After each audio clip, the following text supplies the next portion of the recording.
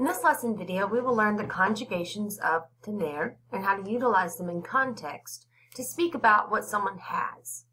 The verb tener is an irregular verb that means to have in Spanish. It is irregular because the conjugations do not follow the predictable pattern and must be memorized. Let's look at the conjugations. So if we look at this chart, we can see that yo tengo is I have.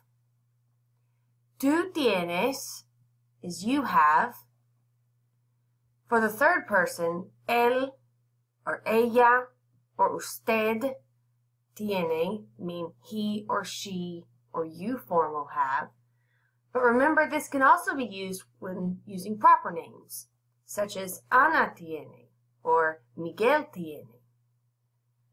Nosotros or nosotras tenemos means we have.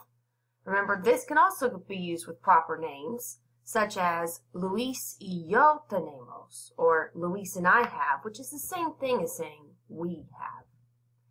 Vosotros tenéis is a form we will not use since it is used as a familiar you all in Spain, and only Spain, so please ignore this one.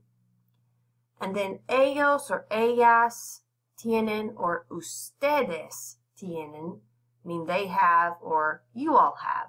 This can also be used when using proper names such as Elena y Jorge tienen, which is the same thing as saying they have, or Elena y tú tienen, which means Elena and you have, which is the same thing as saying you all have.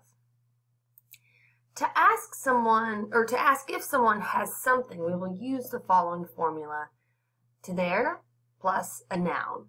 For example, ¿Tienes hermanos? Means do you have siblings?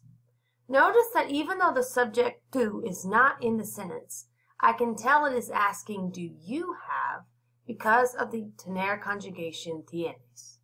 This is the tú conjugation for tener.